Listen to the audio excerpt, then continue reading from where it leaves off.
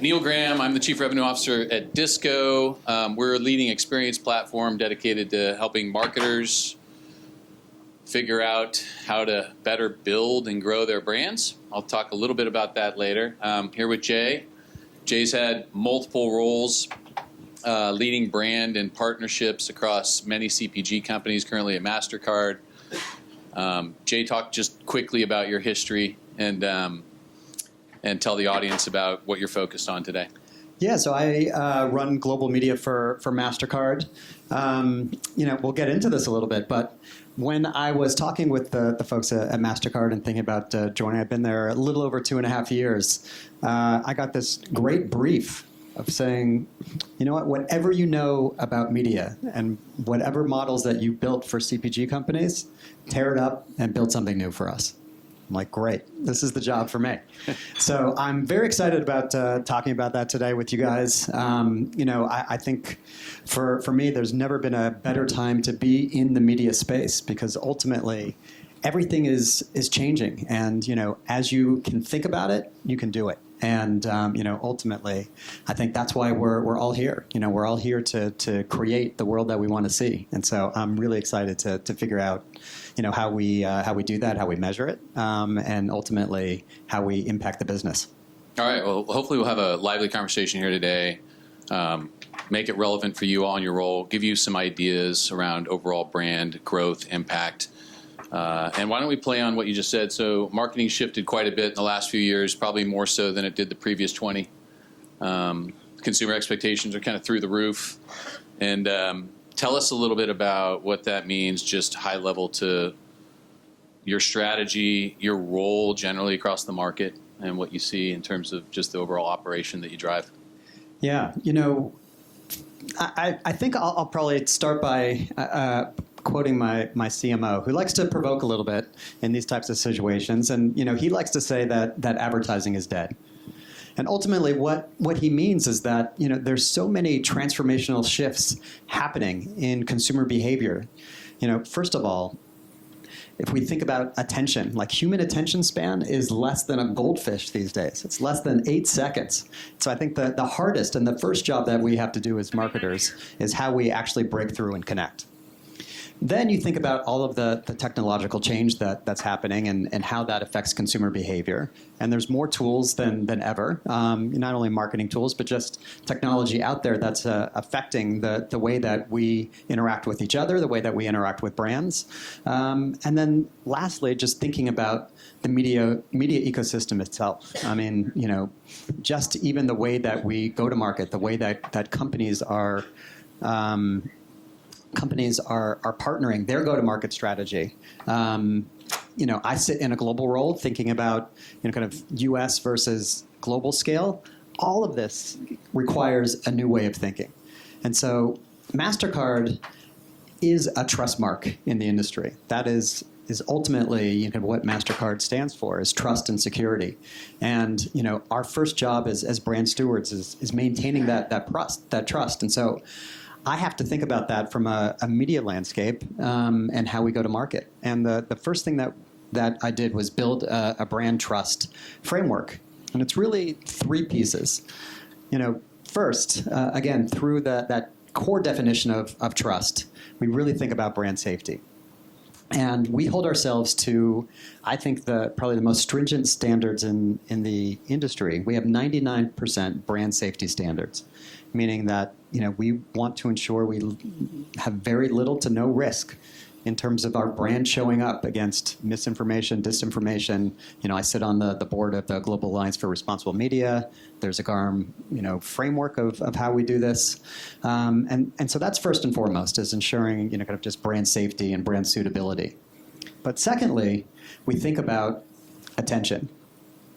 I've been working with my agency for about 6 years, and we've compiled global data now to understand attention metrics, meaning dwell time and actually eyes on screen. Ultimately, an ad can't work if you don't see it to begin with. And so we have the ability now to plan based on the most attentive tactics in the marketplace and do this and scale this globally. And then lastly, we are a company that's mission-focused And we think about, how we do well by doing good. And one of those things that's important to us is sustainability. And, we have consumer-facing programs called the Priceless Planet Coalition, and we'll talk about that. But ultimately, for us to be authentic in that space, we also need to walk the walk. We did a full analysis of our Scope 1 and Scope 2 and Scope 3 carbon emissions. Now, we are a little bit of a different company because we don't have factories, we don't make widgets. What we realized is that our Scope 3 emissions, a lot of that is actually driven by marketing. And guess what? A lot of that is paid media and digital media. This is, all of these. And so all of these fit together in that if you are thinking about brand safety and vigilant about that, you actually end up in the most attentive and premium spaces. And when you start to maximize your media based on attention, it's more efficient because you are starting to eliminate some of that wasted impressions where people aren't paying attention. So you need less impressions to actually go to market. Less impressions equals less carbon. Yeah, all of this fits really together. Cool. Very interesting. Yeah. So I'd say this plays on that a little bit. But how do you ensure your media strategy? I mean, there's a lot hitting us. There's a lot of changing technologies and people skills and processes. Like, how do you ensure that your media strategies stay innovative in and around those three themes that you just called out? Like, where do you get your information? How do you ensure that it's innovation? Yeah. So, in that sense of, again, I'll just use that provocation that advertising is dead. We have to rethink the way that we go to market. And ultimately, we believe in multi-sensory marketing, based around consumer passions. And that leads us to an experience and delivering experiences. And so we actually have metrics where we like to, kind of have a return on experience and maximizing that experience. We're experience-based marketers. And so I'll just give an example and kind of tie it back to some of our purpose. We are a sponsor of the Grammys. Mm-hmm. Now, instead of just buying spots and dots, in and around the Grammys, we believe that we need to be inextricably connected to that moment. And so we think about, what that consumer journey, kind of pre, during, and after. And then ultimately, how do we integrate ourselves into that full moment? And so this year, kind of in the Grammys itself, we rethought the advertising time that we had and actually worked with CBS, recreated that as a 3-minute video that we used in partnership with SZA, who was our spokesperson in this. And ultimately, we tied it back to our Priceless Planet Coalition. And so what did? We launched her new single in the show called Saturn. We dressed her in a sustainable dress that was all made with seeds. We took that song, and we made it only available for the first window on our website, and we gave away pieces of that dress where people could then plant trees, right? And so this was a full experience that ultimately, kind of integrated into the show and connected with people's passions and purpose, and created something just much bigger than ourselves. And again, this is not just about spots and dots. This is just creating a moment that connects with people, that integrates into the cultural zeitgeist. Yeah. That's great. I mean, would you have thought of that from Mastercard? Like, that's amazing. Did you get to meet SZA? I did not personally, but there was and she's amazing, by the way, and that song was amazing. Let's talk about measurement really quick, just in terms of measurement of brand incrementality, maintaining a cohesive brand message while activating different markets around the world. Like, how do you measure the individual impact of each brand building activity? Yeah, so I'll talk a little bit about the quant and maybe the softer metrics, because I think both are important. I think we all have these discussions inside the hallways of, brand versus performance, and, if it's brand, how do you kind of prove out that it works in the short term and the long-term impacts of it? We're also a little bit of a different business model. We're not B2C, we're B2B2C, which means that, when we are running programs, it's not that our core metric is to see, ultimately people swiping more on their credit card the next day, which we call gross dollar volume. It is really important for us to drive that brand impact, because ultimately that brand impact impacts the view on the customers, and these are the banks and the merchants that we're talking to. So let me kind of pull this all together. Kind of on the quantitative side, we are a data-driven company. As you may imagine, we sit on a lot of different data points, and we definitely have that philosophy that if you can't measure it, it doesn't exist. And so we have kind of, I would say kind of very typical measurement that I think probably a lot of people have, like market mix modeling. We have an ongoing kind of brand affection index. It's basically a continuous brand health study that we're looking at. We work with Kantar and Brand Z and understand kind of how brand impacts business, which is kind of the Kantar Brand Z. And so all of those we tend to triangulate, and then after every campaign we also have brand lift studies, right? So these are all very typical. I'm sure kind of a lot of people in the room kind of look at this as well. But what also is really powerful is some of the softer metrics. We try and create a feedback loop for our C-suite and for kind of internally as well to create that excitement.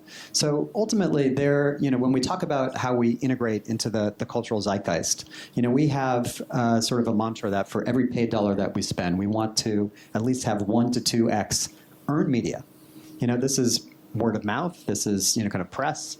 This is how we start to create buzz, within the social spheres, within these communities around these big moments. And so if we are doing something at the Grammys, or we have relationships with the PGA, we have a tournament, the Arnold Palmer Invitational, these are big events where we can invite customers into these events. And having our C-suite actually entertain customers, having them feel and experience the event, having their friends actually talk about it, this is the feedback loop that we need. When we talk about multisensory, it's not just for our consumers. Actually, our C-suite, our leadership needs to feel it as well. And so, being able to actually have people experience the moment, have that played back to them, and have them actually see the conversations that are happening in the marketplace are just as valuable and just as important as all of the core quantitative metrics. And I will say, kind of the last thing is that the proof is in the pudding, and that we are in pitches every day talking with banks and merchants about new products. And ultimately, when our big moments are played back and they are hearing kind of that demand from the consumers of how our brand is differentiated from our competitors and we are winning business, that's how we know that these programs are working.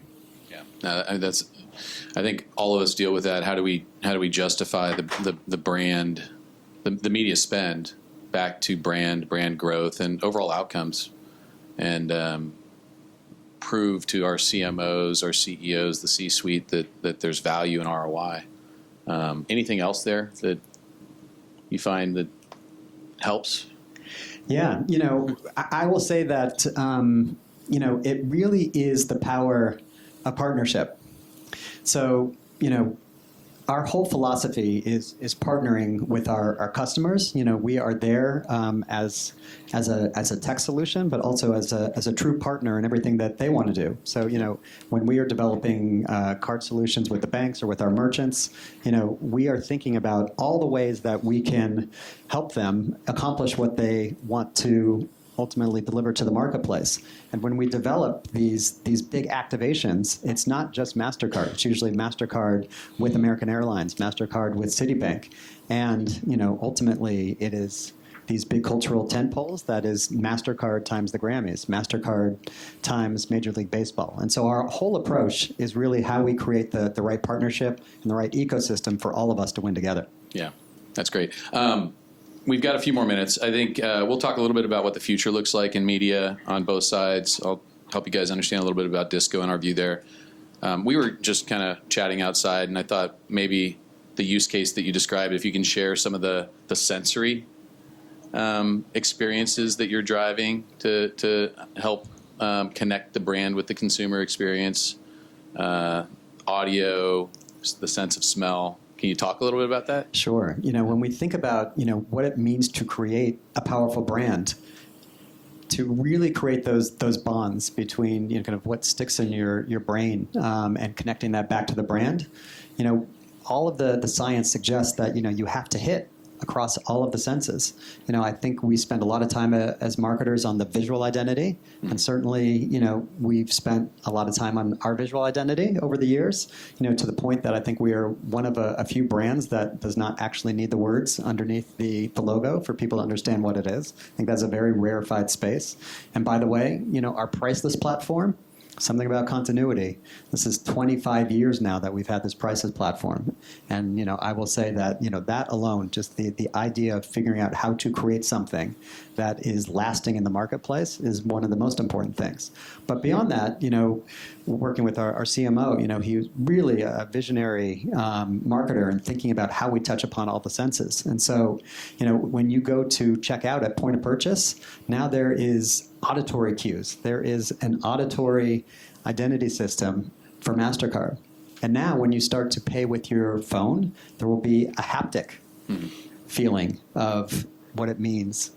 We've even gone so far, believe it or not, to create, the taste of Mastercard. We have macaroons of passion and optimism, and we have the scent of Mastercard. We actually had some fun with it. We created some perfumes, but ultimately, as a B2B marketer, we do a ton of trade shows. And when you walk into a Mastercard space, there is a very distinct smell, again, around passion and optimism that is uniquely Mastercard. And when you start to combine all of these senses together and you come to one of our events, it is very clear kind of who we are, what we stand for, and it's those memory structures that ultimately connect back to the brand and are lasting.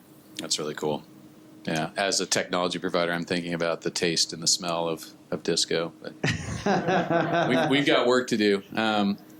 That's amazing. So outside of that, just what is that? That's to me, that's very future.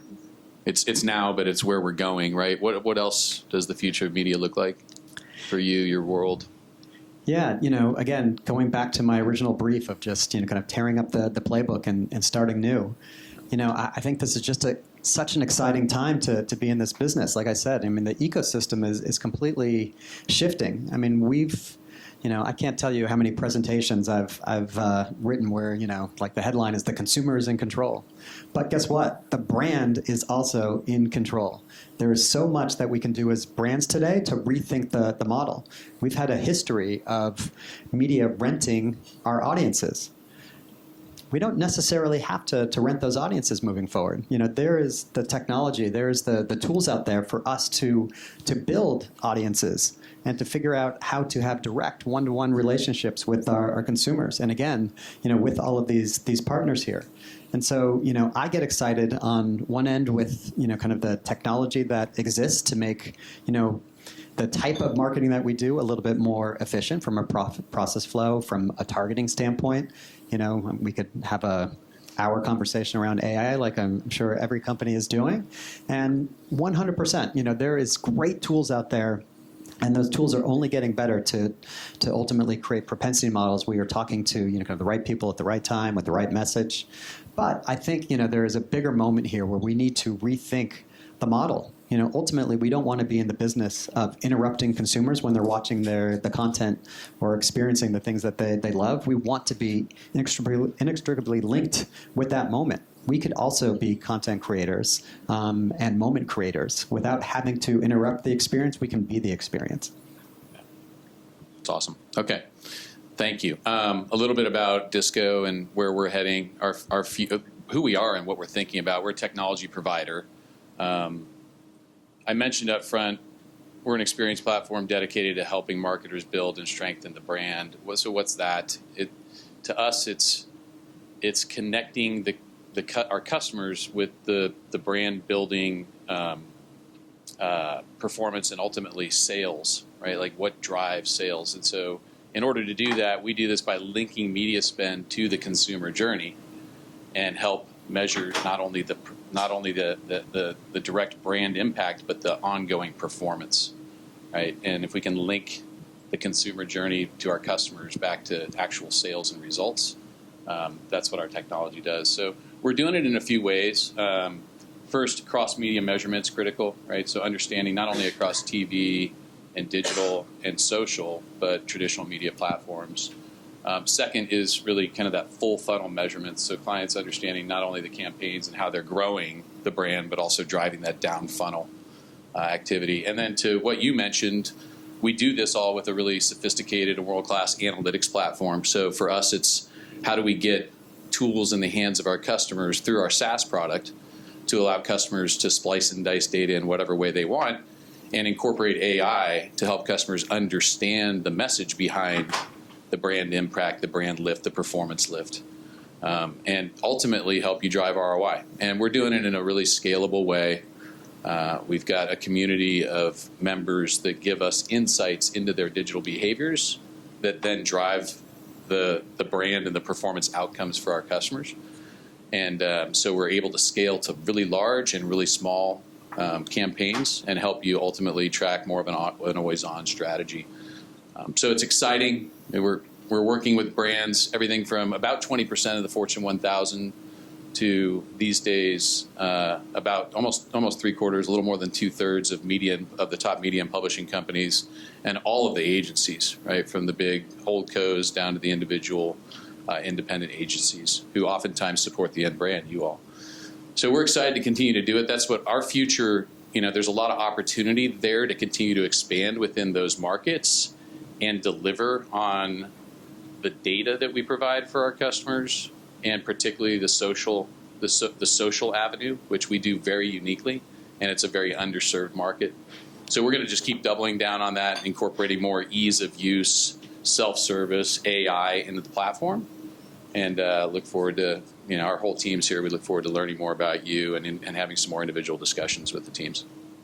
I love that, by the way. And this whole session, I think, is called The Future of Creativity. And, sitting on the media side, what I love about that framing is that, for us, kind of media and creative, they're one and the same. It's two sides of the same coin. You cannot separate the two.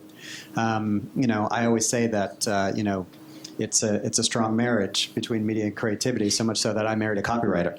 So I totally believe in the fact that kind of we have to create these moments where you're orchestrating all of this together. If you have the most amazing media strategy but the message is off, it's not effective. If you have the most amazing message but you cannot figure out that consumer journey and the right touch points, it doesn't work. Yeah. And so for us, it really is about kind of orchestrating those moments that matter. Yeah. Well, look, let's go get lunch. Thank you for sharing the Mastercard journey and your experience, and appreciate the time, BI.